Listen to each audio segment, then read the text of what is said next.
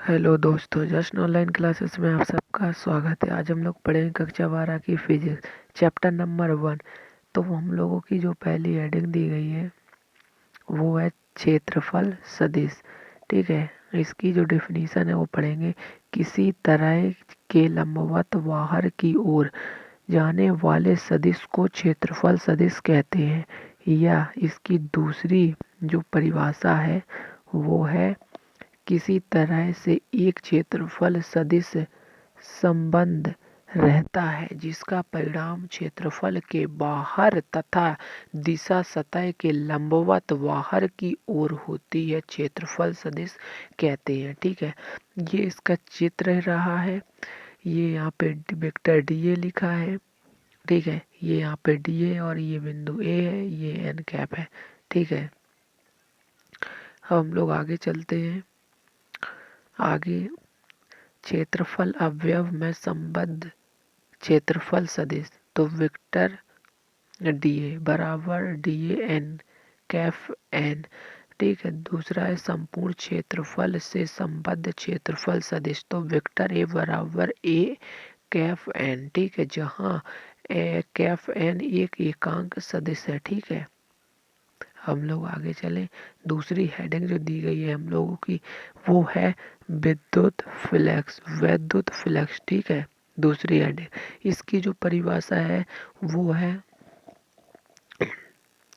इसकी जो परिभाषा दी गई है वो है विद्युत क्षेत्र में स्थिति किसी भी सतह से अभिलंबवत गुजरने वाली विद्युत बल रेखाओं की संख्या को विद्युत फ्लक्स कहते हैं। इसे फाई ई से प्रदर्शित करते हैं। ठीक है, ये यहाँ पे देखो इसका चित्र बना हुआ है, ये बना हुआ है। और यहाँ पे ये देखो ई ए कॉस थीटा लिखा हुआ है। वेक्टर है, बिंदु यहाँ पर है ई साइन 0। ठीक है, ये बिंदु यहाँ पर है। अब हम लोग आगे पढ़ेंगे। देखो यहाँ पे लिखा है ना फाई ई बराबर ये कॉस थीटा, और इसकी जो निकल के आई वैल्यू वो है ये फाई ई बराबर विक्टर ए। ठीक है, और विक्टर ए क्या है, अदिश गुणनफल है। ठीक है, अब यहाँ पर हमने एक नोट लिखा है, इस नोट को पढ़ते हैं।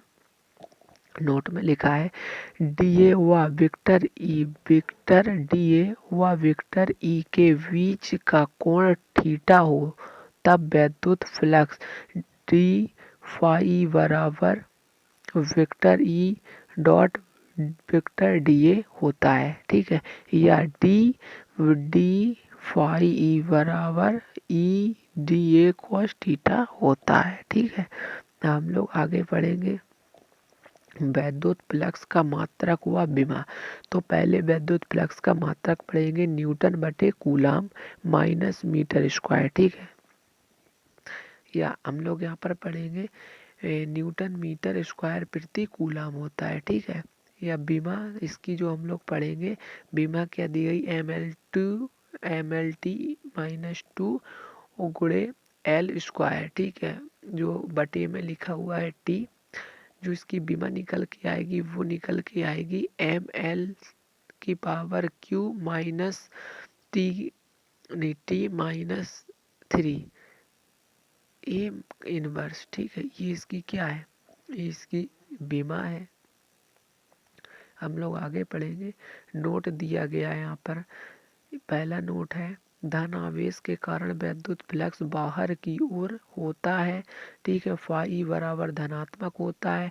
दूसरा जो यहाँ पर नोट दिया गया है ऋण आवेश के कारण विद्युत फ्लक्स अंदर की ओर होता है। तो फाई बराबर क्या होगा, ऋणात्मक होगा, और जब बाहर की ओर होगा तो यहाँ पर धनात्मक होगा। ठीक है, अब हम लोग ये क्वेश्चन है, दो विद्युत क्षेत्र रेखाएं एक दूसरे को किस कोण पर काटती हैं, बताओ। 90 पर, 45 पर, 30 पर, या इनमें से किसी पर नहीं काटती। इसका आंसर हम लोग कल बताएंगे। ठीक है दोस्तों।